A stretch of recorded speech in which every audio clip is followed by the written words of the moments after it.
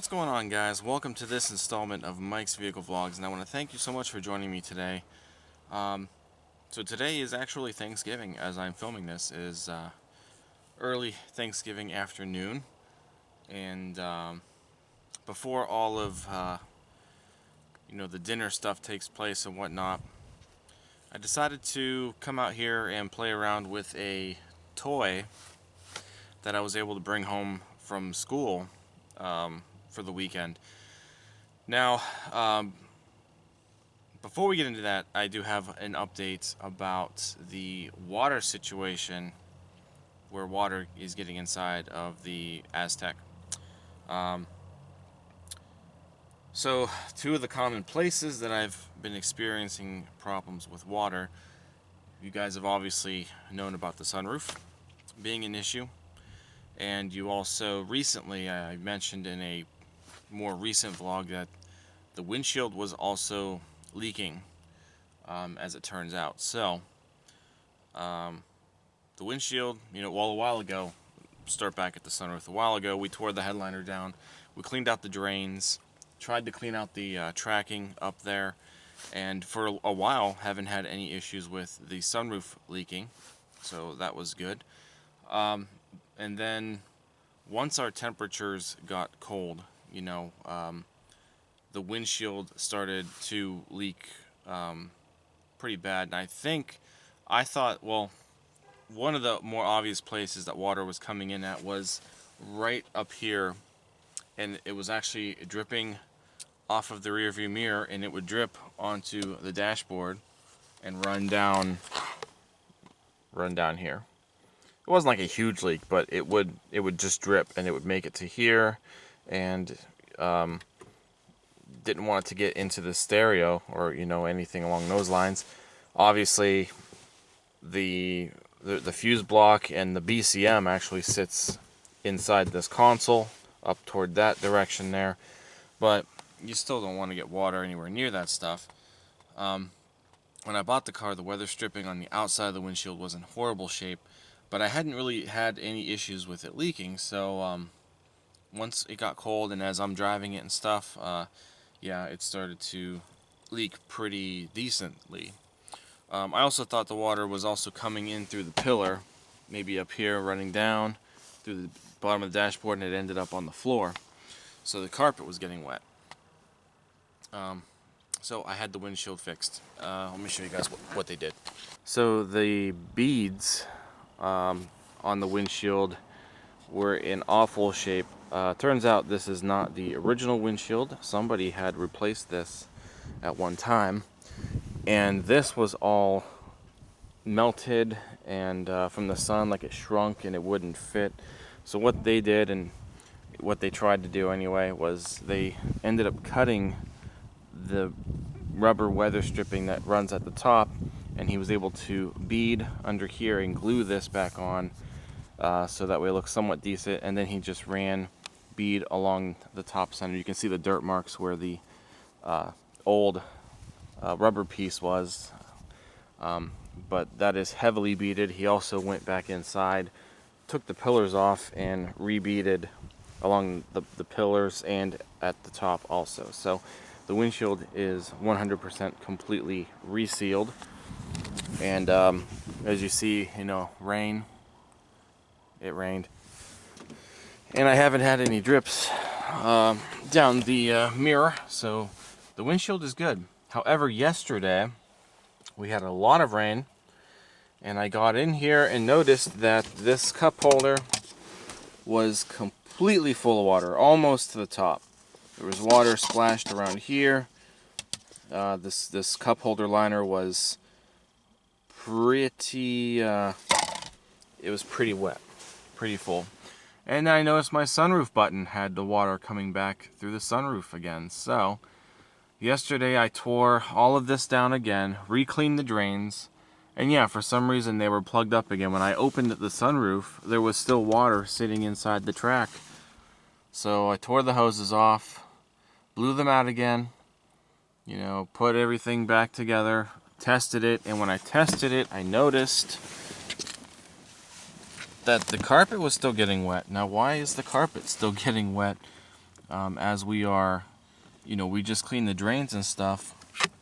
I don't want to take this stupid thing off. I already broke it, but so I noticed when the water was coming down here, that tube runs through this pillar, comes on down, and it goes down into this, this piece of body down here, and you can't really see it.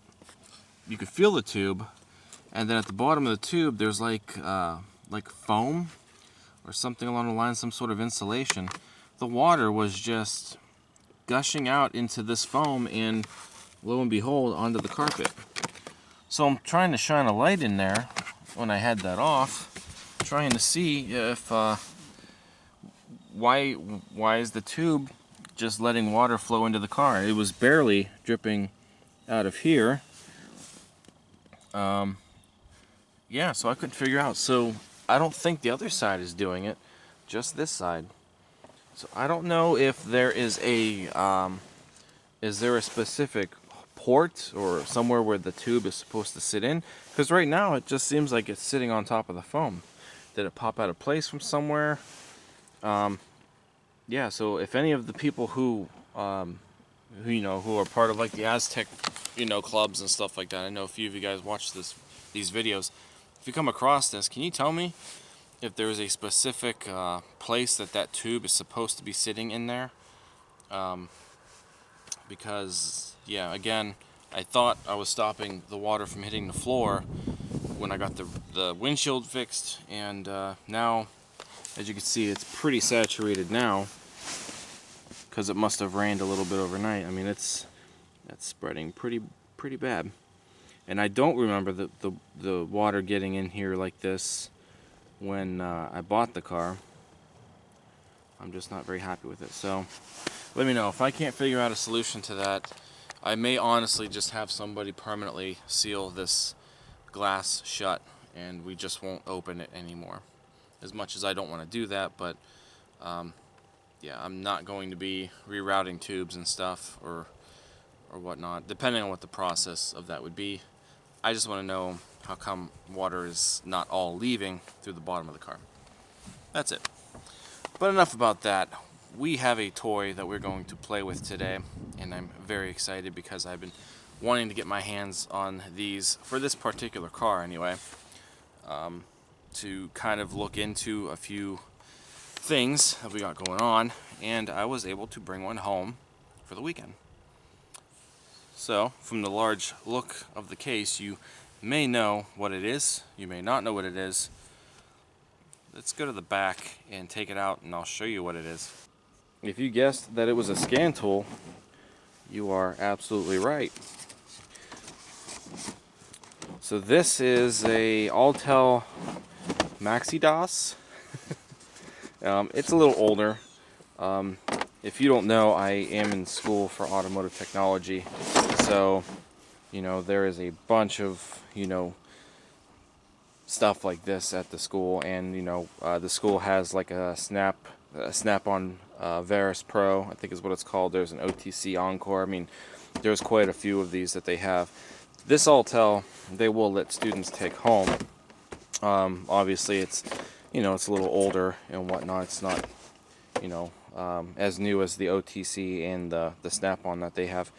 So, being that this car has had the service engine light and the analog lights on for quite some time, I figured if I'm allowed to bring this home, we're going to see if we can actually get into some scan data, pull up the codes, and maybe see if it'll help me in any way try to figure out exactly where these issues are coming from. Now, as far as the service engine light, I remember there being a code for the evap, and there was also a lot of history codes. So what I may honestly just end up doing with that is I might just erase all the codes because it'll come back on. I know it. But there's also a lot of history codes too, a lot of codes that haven't been current that throughout the years nobody has deleted or cleared out of the computer. Same with the ABS.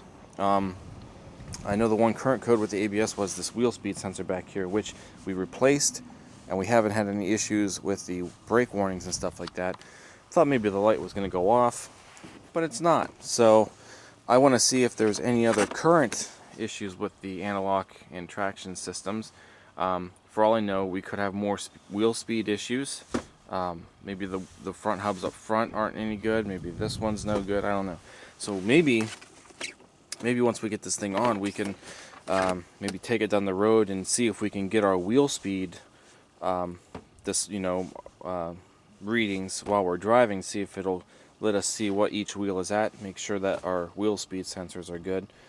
Or like I said, maybe it'll help me kind of look into some other direction as to why I'm still having analog issues. And maybe there are no other issues. Maybe I just have to reset the light and see if that'll correct it. So let's go ahead and hook this baby up and see what it can do for us. Okay, so I have the key on, ignition off, and what I'm going to do, I have it kind of propped on the wheel. I don't think it's going to fall. I know the Aztek has a pretty thick wheel, but I figured this might be one of the easiest ways for you guys to see. Let's plug this into the data link connector, see if it'll come on. The first time I tried to do a DLC with this. Okay, cool. It's hooked up. The fuse was blown for the connector. The fuse is related to the 12-volt power outlet up here, or the cigarette lighter. So apparently it was blown when I got the car. It's underneath the relay center under the hood. I replaced it, and the first time I ever had the scan, after that, it worked out just fine. He told me to use a stylus, but it doesn't have a stylus, so I'm using a pen without the ink pushed out, so do not worry. Let's see. Okay, cool. So I guess we'll just do GM. I have no idea how old this machine is, but this is a 2001. This thing has to be newer than this car, so it should be completely fine. And I'm not a professional at using these at all. This is like my first time actually using one of these. Something that I've always wanted to do is go through one of these. Do automatic. It is chilly. I should have closed that hatch. I got air blowing through here.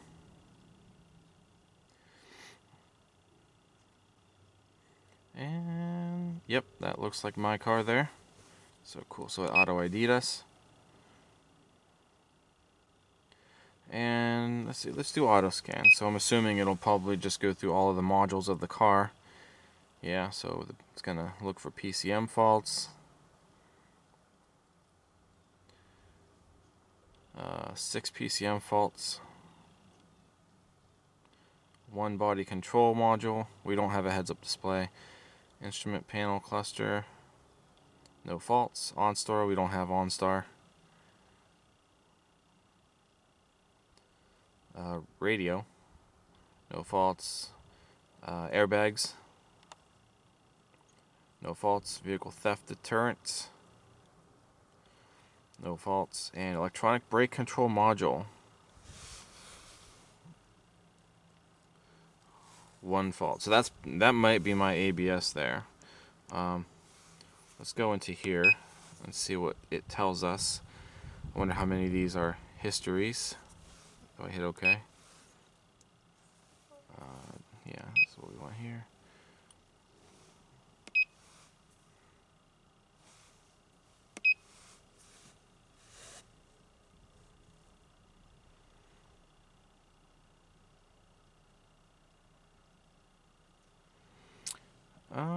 Okay, so we have an O2 P0141 heater performance sensor 2.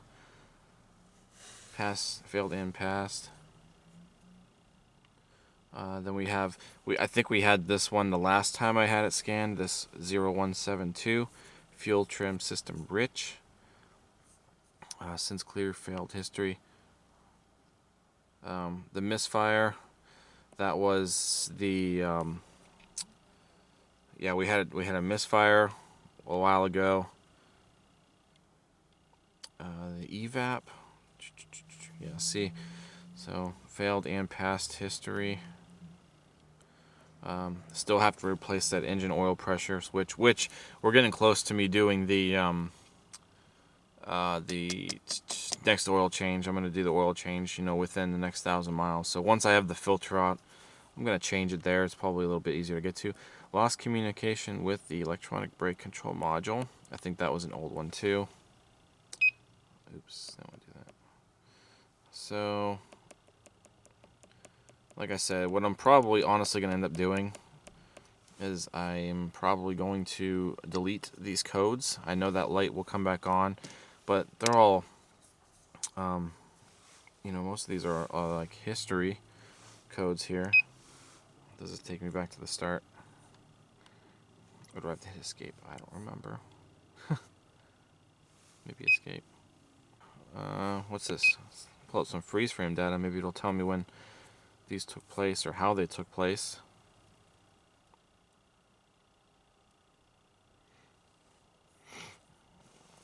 Let's see, what's this do? You gotta hit this, maybe.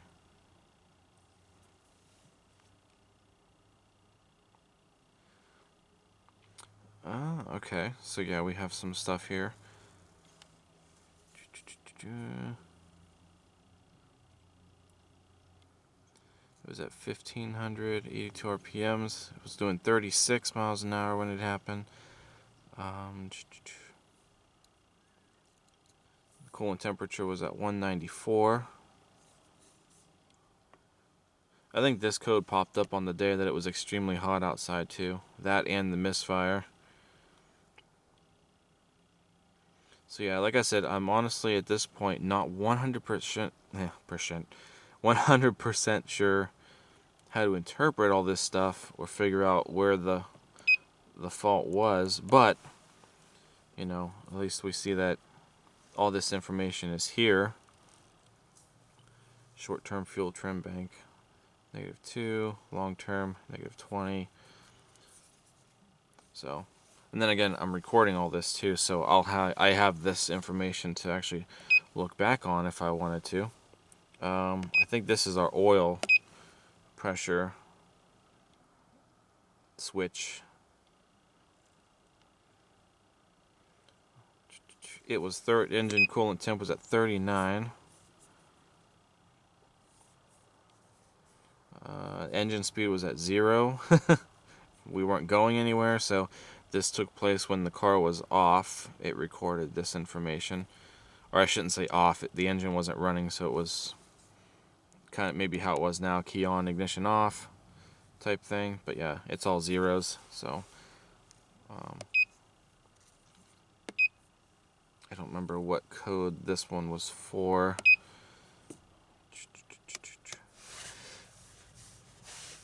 Let's see, engine 5%, 100% or 100-degree engine coolant temp. Oh, why can't I think this was the newer code too? What was it? I don't remember. Engine was running at 1,044 RPMs. I was going 13 miles an hour. -20, bank 1. Oh, maybe this was the O2 heater code, maybe.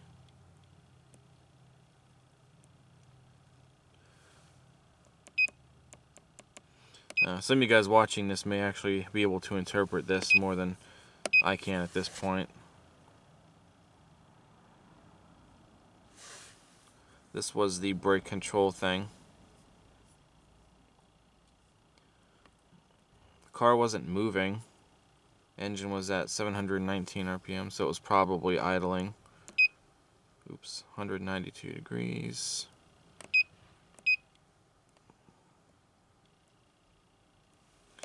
Yeah, so, and this was our random misfire. This was, I think, this was stored from when we did the, I think around the time, you know, I had the engine rebuilt, we were missing. Engine was at 195 degrees, or the coolant temp was at 195. 0% bank 1 fuel trim. Long-term bank 2 was at -30%. It was running at 638 RPMs. Obviously the vehicle wasn't moving because it was sitting here for a long time. So I'm assuming that's when this took place. That's when we had our misfires. So there's that. Let's see what we can display. Oh, there's a good one there. I can use that to see exactly if our transmission's getting hot. Obviously it's not on now, so hey, look at that. Sweet. I might be doing a lot more with this thing than I anticipated. I completely forgot I can use this on the transmission. Yeah, look at that. Obviously the car's not running. Engine data 1, engine data 2, misfire data. Does it remember? Or is this like current counters maybe?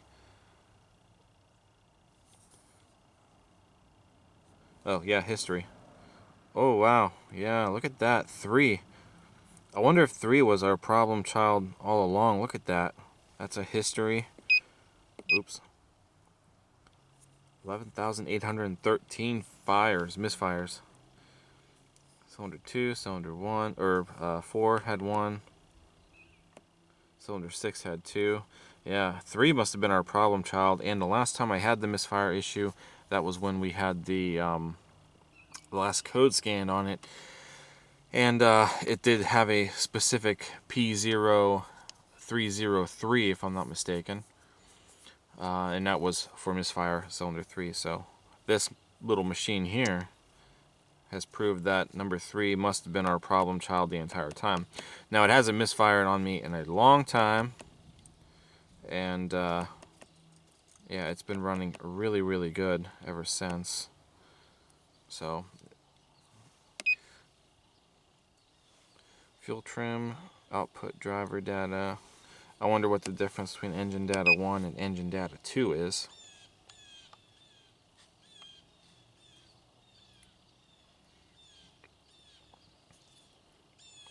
So obviously the car is not running. Desired idle speed, 39 degrees. No engine loads. Knob sensor, loop status open. There's our O2s. Fuel trim learn. Oops. Vent solenoids.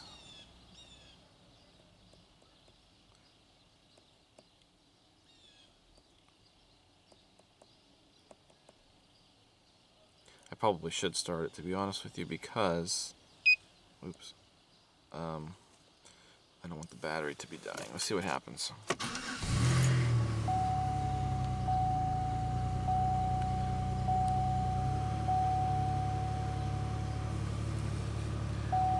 It's pretty neat.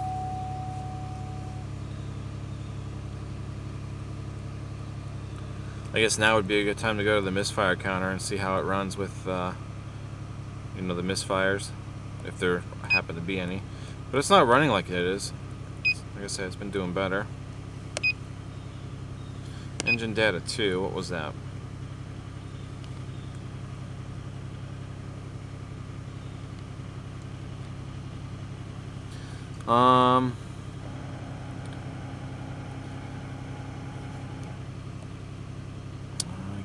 I guess maybe there are a couple of differences here. TP sensor, throttle position sensor.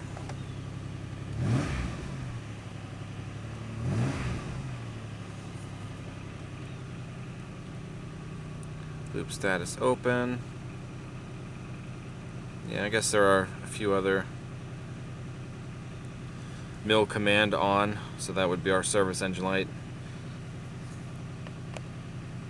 Malfunction indicator light. Engine oil level switch. Engine oil life remaining. 75%, that's cool. It knows that. Oops. Oops. Engine oil pressure switch okay. Isn't that the thing that I gotta replace? But it says it's okay, so whatever. Yeah, a lot of other information that the other page didn't have. Traction control status inactive. That's where I've been wanting to go next, so I've kind of been getting sidetracked here. Let's check this. Let's check this misfire thing. How are we doing? Currently, none. Sweet. Don't know why that 0 is in red on number 6, but if there's no misfires, isn't that a good thing?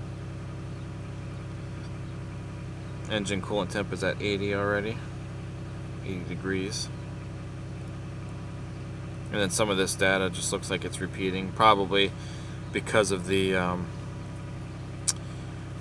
what it might have to, information that's probably relevant to determining the cause of misfire and whatnot. Alright, so let's back out of here. What's the body control telling me?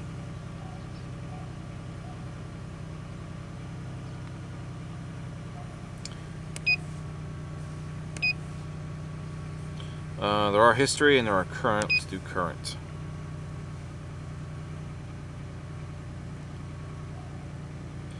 Backup lamps control circuit low.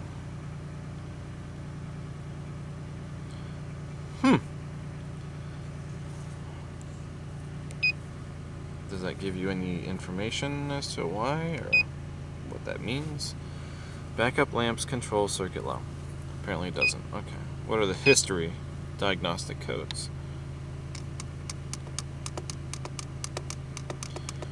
Backup lamps control circuit low. Gear shift lock circuit low. I don't know. That seems like it works fine to me. Okay, so that's good to know. What kind of data can you look at? Module information, data, inputs, outputs, security data. I guess that's not going to tell me much. We'll go to data, that'll tell me more.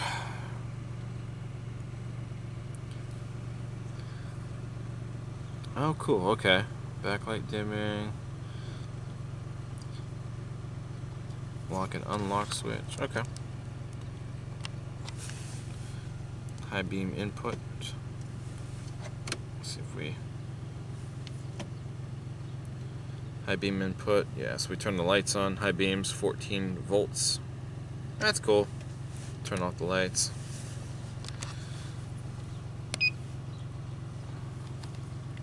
Inputs, outputs, okay, let's get out of this. Now, I wanted to see the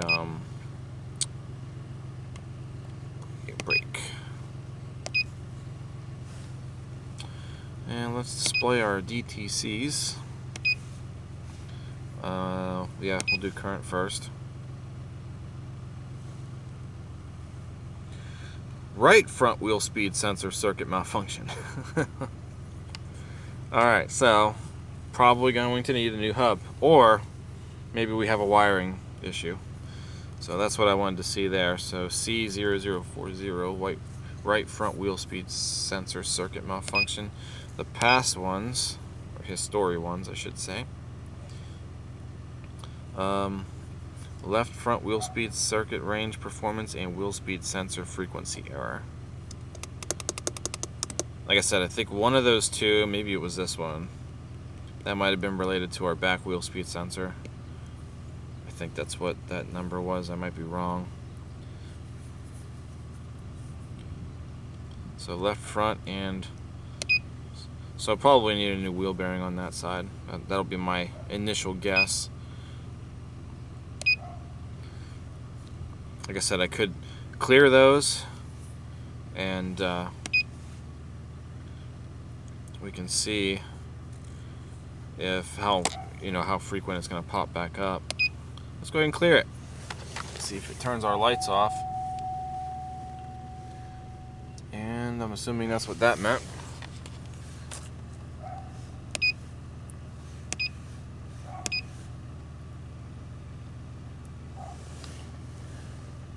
It's still picking that one up. The history code should probably be gone. Yep, okay. So that'll give me something to look into. At least I know what direction we're going in with that one. Now as far as the service engine light, I did want to delete all those also. I'll leave the BCM codes on because that was just a very interesting thing to know about the backup lamp. So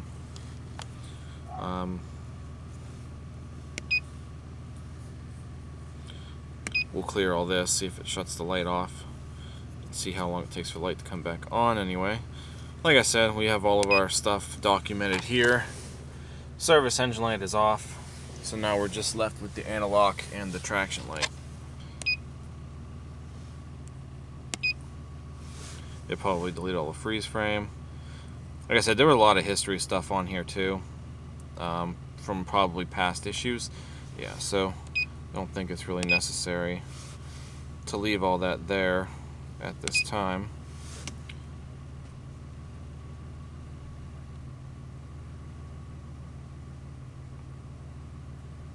No current codes. Alright. So let me see if I can bring up our wheel speeds. And what I want to do is take this out on the road with it displaying the wheel speeds, and we'll see if any of these things here aren't reading the same speeds. Let's see how frequent that is. Oh, sweet. So it's going to be our top 4. ABS warning lamp on, ABS active. Now I know the anti-lock works because sometimes when I push the brake, and I wonder if there's a brake switch applied. Yep. But I wonder, sometimes I'll feel the motor kick on for no reason. So I know the motor or the ABS pump is working, but it's just not functioning because of these error codes. So let's, well, for one, I'm going to take this off the wheel, but we'll, yeah, let me go ahead and get situated. We'll take it for a drive, and we'll see if our wheel speeds, if that right front wheel speed is going to be an issue. Now I know that this video may seem like a waste of time for maybe, you know, a lot of people, but for me, this is more so, you know, I'm experimenting. I want to see, you know, how these machines work and how what other kind of data I can pull from the Aztek. I am already seeing that the right front wheel speed sensor is not picking up any speeds. So, yep, that might be our culprit. Let me get onto the road here.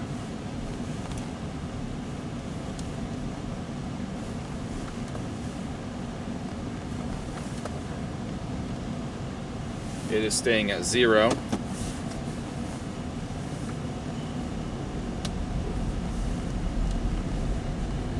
Oh yeah, that thing is staying at 0.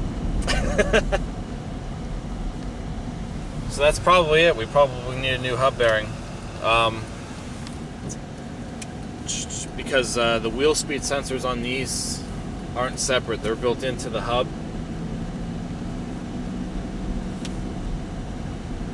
Yeah, it's not budging at all.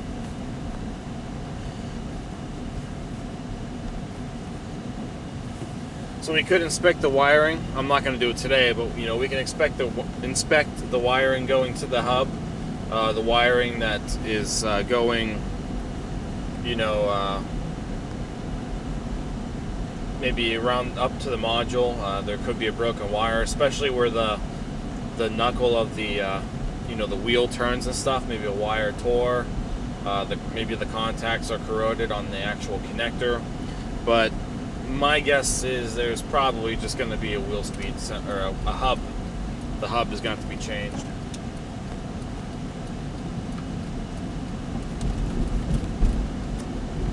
Yeah, no speeds at all. Alright, so I just pulled up the data for the transmission now, and I'm looking at 3 to 4 shift data because I have the selector in drive. As I mentioned, I don't have 4th gear. I'm assuming it's the clutch hub. I want to see though if once I get above, you know, like 38 miles an hour or something, once I get a point on the road where I can, I want to see if it's going to you know, try to say it's going into 4th, and I want to see if it records any errors, if you know, if it'll display that information. Obviously I can't look at the screen and drive at the same time, so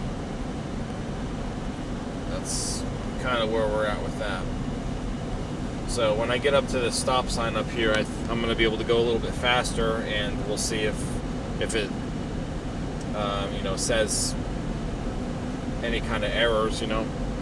Yeah, so like I said, I'm still not 100% sure on how to read this stuff yet, but just figured it'd be worth pulling up to see if it actually gave me some sort of information. Now look at that. It says that it's in 4th gear now. I gotta slow down now, unfortunately.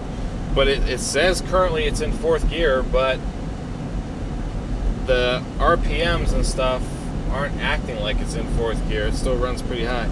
I'm going 38. It says current gear 4th. It still says it's in 4th. See, check this out. So we're doing about 50.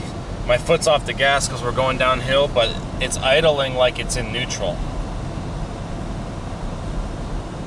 Like that looks like it's in neutral. Usually when you let your foot off the gas and you're coasting in a gear, there's usually some,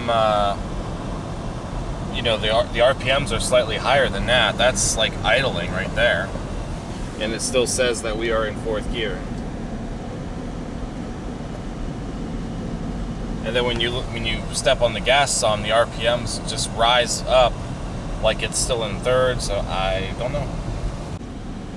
Another thing that I wanted to look at was the transmission temperature, because by this time, you know, the engine is at 186, 188 degrees. The transmission is at 127, and I'm already getting that burn, that hot smell. So the transmission isn't overheating, but it still has that burning smell in the fluid. So I don't know, that could just be because the fluid may have already been burned, even though it's new fluid, which, you know, I'm still very puzzled by. You know, I do see the transmission temperature is climbing, but, you know, at this point, it being about 130 degrees, I don't understand why why it smells like it's cooking, you know?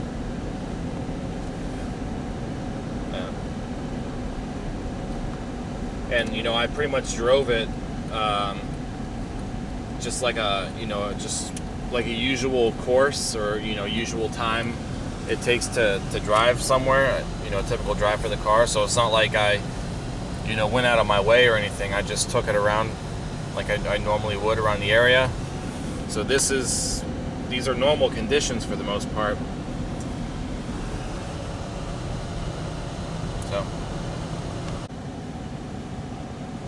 So engine temp is up to 194. The transmission temp is at 134. And I got to run into the store to get milk, apparently. So the one store that happens to be open. So I'm going to run in. When I shut the car off, this data link might end up resetting itself, but we'll see what happens when we restart the car and whatnot. See if it brings up any more codes or whatnot. So I'm going to run into this store real quick, and we're going to get some milk. Alright, so I guess we'll just back out of this now. And let's see if it'll pull anything up for PCM. It says it's reading codes. It did come up with one fault. Still don't have a light. Let's see what this is.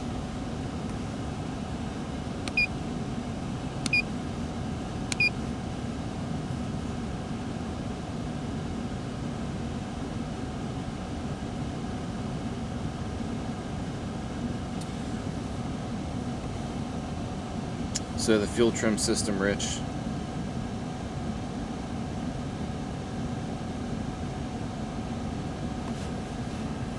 Okay, so like I said, I'm not sure how to read fuel trim data yet. I don't know what are the conditions here.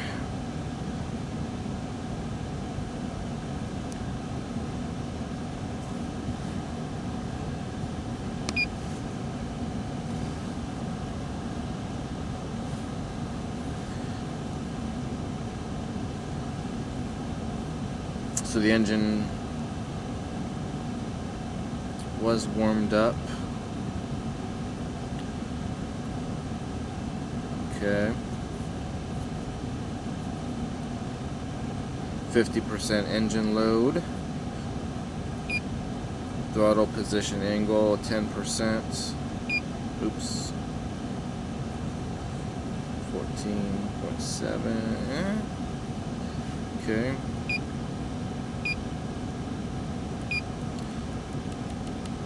We won't delete this because this will probably be a current thing. I'm surprised the light might come back on when we restart the car, you know. So I guess we'll just leave that here, like I said. Get back there. Still the analog code down there, I'm sure. Yeah. All right.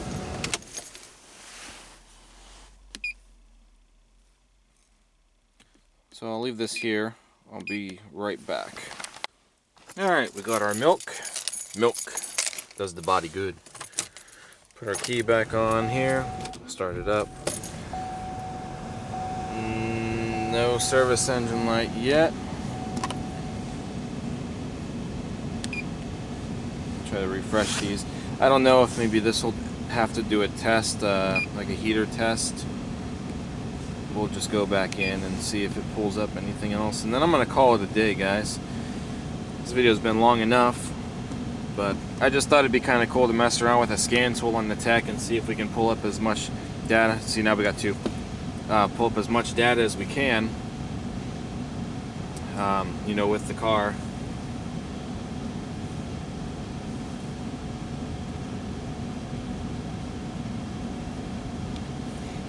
Two codes, there's still no service engine light, so it'll probably be a few drive cycles before it finally decides to kick on, but at least I know it's coming back.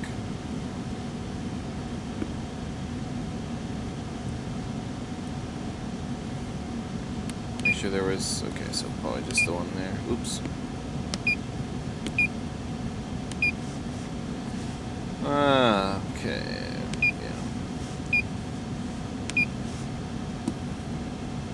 I wonder if the other one's going to be the O2 heater.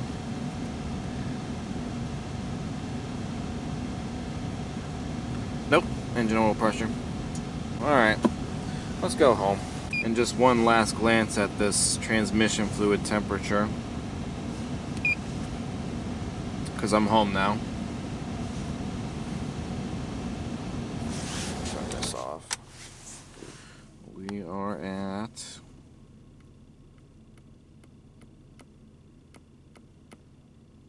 141. That still doesn't seem very hot to me, guys. My Grand Prix used to actually show you on the display what the transmission temperature was. I kind of missed that feature. I can't do it with that thing, unfortunately. Alright guys, so that is it. I'm sorry if you guys thought that this video was boring. You know, I thought this was kind of interesting. You know, there's information here that I have been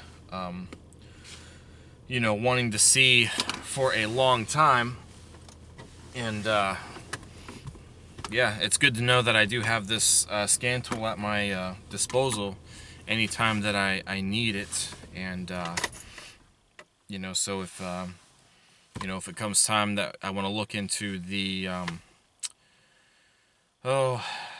maybe those misfires again or something like that, and I need this for data or whatever, you know, I could always use, you know, I could always grab it. And at least now I know my next area with the ABS is going to be looking at that right front hub, that wheel sensor, look at the maybe wiring around it, and the hub itself, which honestly I'm going to assume is probably going to be needing to be changed.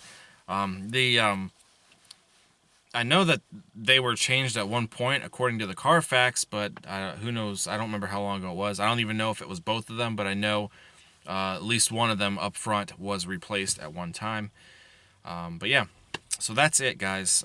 Again, sorry if you guys thought that this was a little boring, a little repetitive, but thought I'd take you guys along with me on my first journey into using a scan tool. And I have enjoyed it greatly. I can't. Yeah, I'll be using more of this, I'm sure, in the future. So guys, that is it. Again, I want to thank you for joining me, and if you enjoyed this, if you thought it was informative and whatnot, give it a thumbs up, comment, and subscribe. Also check out teespring.com/stores/Mike's Vehicle Spotlight for all of your MVS and vlog merchandise. And that's really it. I want to thank you guys so much again for watching, and I'll see you guys next time. Thanks for tuning in. Take care.